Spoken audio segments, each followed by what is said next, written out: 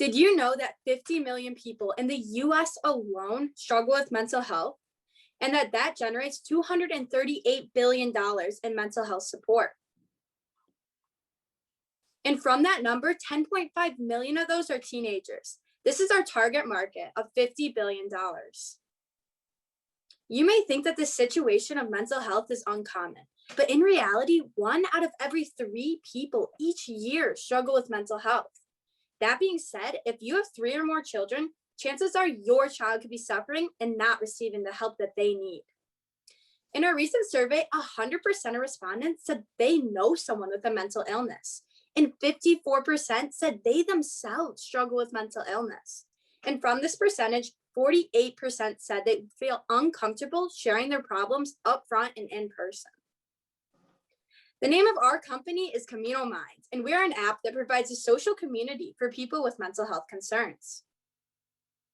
Our team members are Priscilla Stern, Kate Maluli, Kathleen Baker, Mihir Chattervedula, and Gibby Hoosby. Additionally, we've added 3 mental health organizations to our team. First, we have a partnership with Barrington Youth and Family Services, or BYFS, which is a counseling and psychologist organization. Secondly, we have a partnership with Fields of Grace, or FOG, an organization which provides comfort dogs as well as many other coping methods. Lastly, we have a partnership with Wings, which is a domestic violence outreach. On the Communal Mind app, users can share their journey, get suggestions for coping, and daily motivational reminders. In our community, users can share their journey by blogging about their past and their current mental health experiences. Additionally, our community will be full of people who are willing to provide helpful coping suggestions for other users. Other coping suggestions will come from advertisements posted on the app. Finally, our daily motivational reminders will be an upbeat and inspirational quote sent to users daily. Another aspect of our app is the premium version. The features I mentioned previously will be included in both the free and premium model. In the premium model, there will also be weekly hour-long live streams from different mental health professionals and organizations. In these live streams, professionals will answer questions users send in anonymously. Once you download the app, users will be prompted to log in anonymously, creating their own username and password. And right after, they will be asked a series of 10 questions concerning their mental health. On the homepage, there will be posted people that you follow, as well as recommendations for you based on your mental health struggle and age. Other users will pop up sharing their own mental health stories for the user to see and comment on. On the Explore page, users can find different ways to cope that the app suggests. And additionally, there will be advertisements on the bottom of the screen of places they can go and people they can see to help with their mental health. As seen on the iPhone, our daily motivational reminders would pop up as a notification on users' phones. These are just a few examples of motivational reminders that you could expect. On our Instagram live streams, users will be able to send comments without the speaker, without anyone else seeing, to ensure the anonymous factor. To combat any offensive behavior, we will have an automated monitor which will detect certain types of language and report them to us. Additionally, users have the ability to block, restrict, and report other users. And once a user has done any of those actions, a member from our team will look into the unwanted person's account and decide if they should be removed from the app. Our early adopter is a 16-year-old girl named Sam. Her parents are recently divorced, which has given her a financial and emotional struggle. Overall, she uses social media such as TikTok and Twitter to help cope. Overall, Sam is a young girl who has early stages of depression and anxiety and has a hard time reaching out. In terms of our total addressable market, $238 billion are spent on mental health. And according to Statista, the mental health industry has an annual growth rate of 6% each year. For our serviceable addressable market, we have 2 serviceable addressable markets. The first one is the money spent on mental health advertisements alone, which is $162 million according to APA.org. The second one is money spent on teenagers ages 12 to 17 in their early stages of mental health concerns. This market comes to around $5.3 billion. Adding those 2 markets together, our total serviceable addressable market is $5.5 billion. For our market share percentage, since we are planning on accumulating 13,800 people in year 1 and our SAM customers is 26 million, our market share percent would be 0.0005%. Looking at our competitors, we have BetterHelp, which is a direct competitor, which is an e-counseling app that offers one-on-one video counseling. We also have What's Up, an anxiety relief app. Now, Communal Mind is better than both of these apps as one, it's free, and two, it provides a social community of other people to talk to, making it feel more like a normal environment. Then we have our indirect competitors. Firstly, we have Not Okay, which is a digital panic button app. Then we have Mindshift, a free anxiety relief app that utilizes cognitive behavioral therapy, or CBT, to help users cope.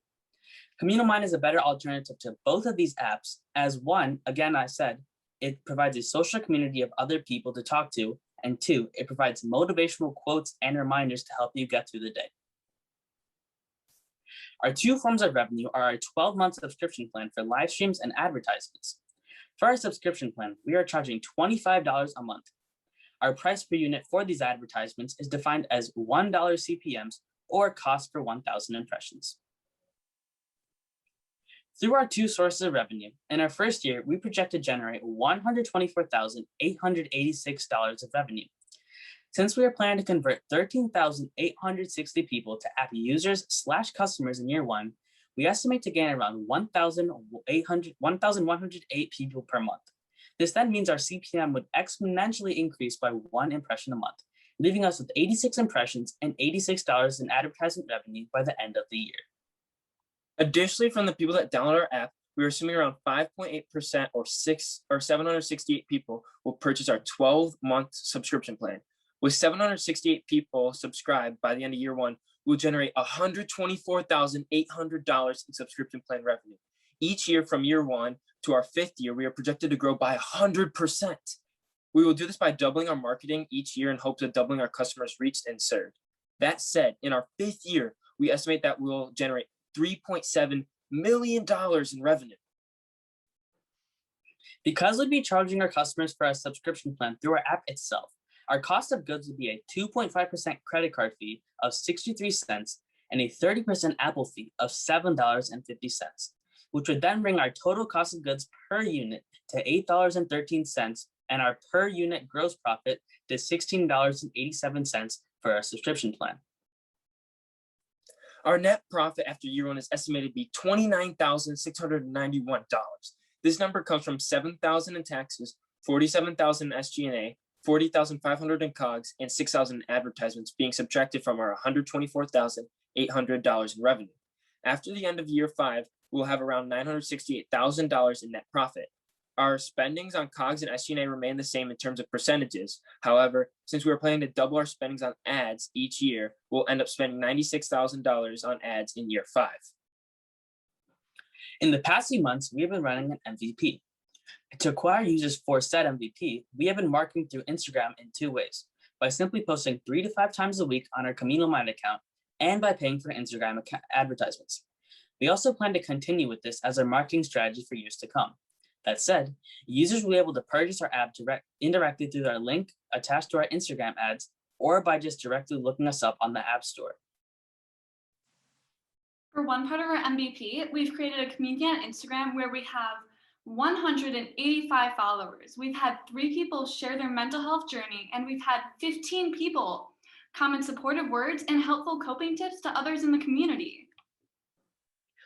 Also on Instagram, we have hosted 2 successful live streams. Our first one was with Wings, where they talked about healthy versus unhealthy relationships, what consent looks like, and different resources for those struggling.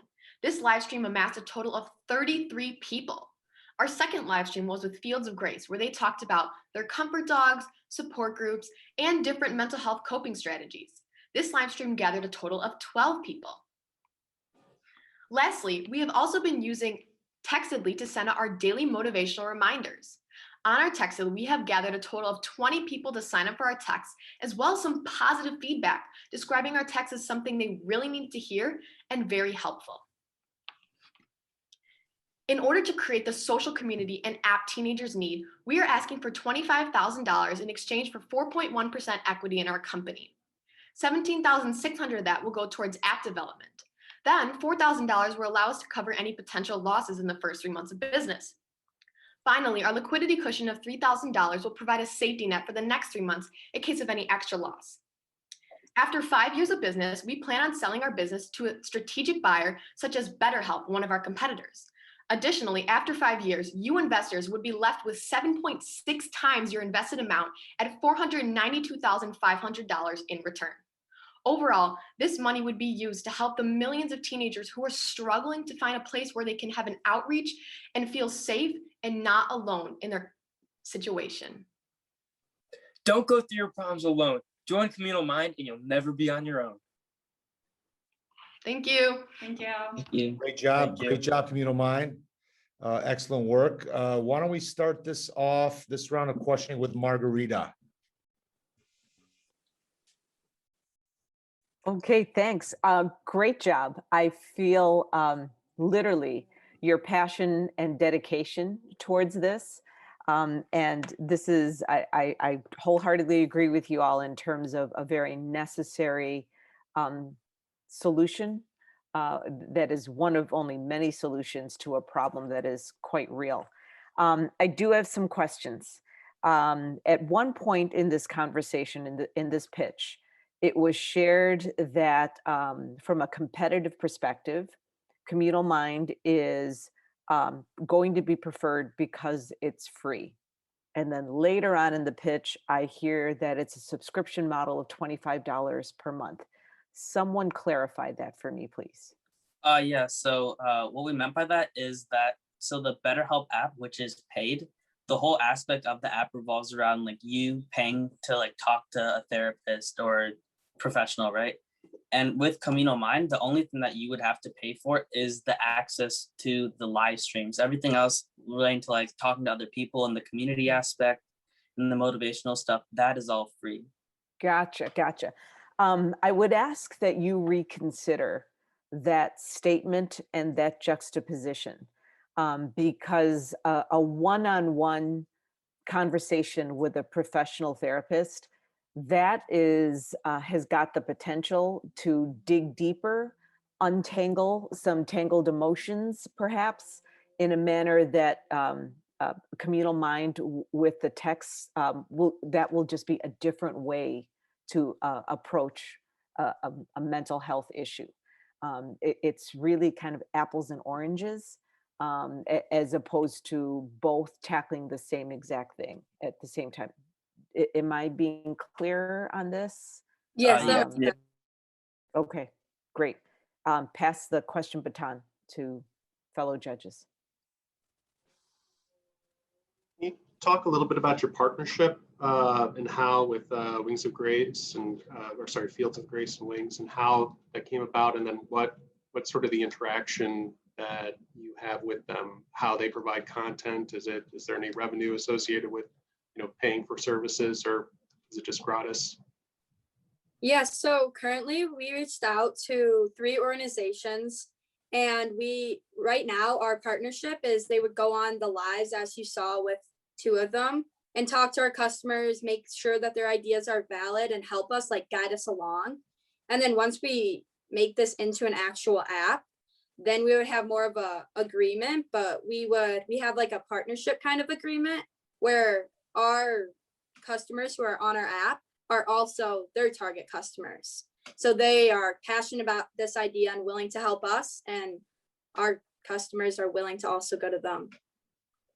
I think it was smart to reach out to them and kind of tackle, obviously you have a common goal. And I would say it was a great start, and it was a strong presentation. And obviously it's addressing a need that's just become all the more in the news, and more people are aware of this past year. I think you had said that you're looking to target 13,000 users in the first year. Can you kind of let me know how you came up? First of all, is that correct? And if that's correct, how did you come up with that number? Yeah, so we came up with that number by playing with like Instagram advertisement, like the money. Since we've been using Instagram to advertise for MVP, we've kind of gotten familiar with the amount you need to pay to reach a certain amount of people. So on Instagram, it said if we were to pay $6,000, we could reach 1.4 million people. And based on our personal conversion rates of like around 0.5% or something like that, we would then be able to convert 13,800 people by spending the $6,000 and reaching 1.4 million people on Instagram. And I don't know the answer to this question, but do you think this type of service with kind of communal minds is something that would really necessarily, you can reach across the whole United States, and someone on the East Coast and someone on the West Coast are going to have maybe a similarity, or do you think it's more geographically oriented in how people, your target audience, is going to interact with each other? Yeah, so considering that mental health is just like a worldwide issue, we have been marketing to like different cities around the country. So like the most populated ones, such as like LA, New York, Austin, Texas, everywhere, just kind of get as many people as possible from all different areas. So we have as many people as possible in the community to create a bigger, stronger community. So are you saying this is more of a state of mind versus geographic Yeah. boundaries? Yeah. Okay. So these live streams that you're talking about, they're organized by your group with your people, self-contained. It's not part of like something that's publicly available. So basically what happened is once we reached out, I was talking with them, and for our first live stream, they were able to come on and through our Instagram community. So Priscilla was on with them. So it was Communal Mind and them, and we were able to have all of our followers have access to join, if that makes sense. Okay. And then I have another question. I really like this idea, and clearly all five of you are really conveying like a passion and a knowledge about it, and it's a very well thought out plan. One question I have is, have you explored that you might be in the realm of like providing a medical service, and do you envision any complications with that if you do provide certain services or connect certain advertising to certain users? And again, I don't know, but I mean, have you thought through that at all? Or Yes, we have definitely thought about that and taken that into consideration. It is something we're still working on dealing with, and we met with a lawyer one time, but we are going to meet with a lawyer again, hopefully soon, and just kind of talk about the liability and the protection of our users. Right. Well, and let's build on that because Nick raises a good point. Because I think as a board of judges, we had a concern about this back at the MVP stage. So what I thought I saw was a pivot so that Communal Mind became about support and emotional support and injecting goodness and just encouragement, one foot in front of the other. I thought that was a wise move and a move away from arenas like diagnosis and like an actual therapist, because that's where perhaps your partners would serve as referrals, could be the ones who could set up future appointments, hospitals for that matter, but not you guys. Is that correct? Yes, Yes. definitely. Our target market is teenagers in like their earlier stages of mental health concerns. Mhm. So we're trying to deal with maybe like the more lighter side of mental health to uplift and support these people rather than trying to provide like a really serious type of health, since we're not personally Yeah, professionals. that's where like our partners Okay. and like people who want to advertise on our app would come in to like take the people who like have like a serious like issue or like that need like further like help. Right, who need medical Yes. help then. And so along those lines, what happens during the live streams? Is there programming? Is it a time to chat and connect? Walk us through that.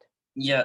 So for example, if you take like the Wings live stream, so if you like look at the picture, or if you remember the picture at all, there were these two ladies at the bottom. So Mhm. pretty much they started off with discussing like strategies to cope, how to like what consent looks like.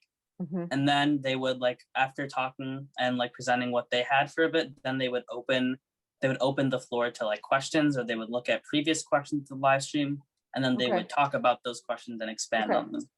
Okay, so the live stream, the content is provided by the partners Yeah. who have got Yeah. the expertise and potentially the legal protection in that area. And so you would have them themed then around their respective areas of expertise, and then basically provide group talk Yeah, space. Is that exactly. right? Okay, that Yes. would be a good thing to clarify and perhaps slow down a bit when you get to that area. You know, provide us an example of each one. It doesn't need to be long and protracted in terms of an example, but just so we get it, because I do appreciate that Wings is different than BYFS, but that would help clarify.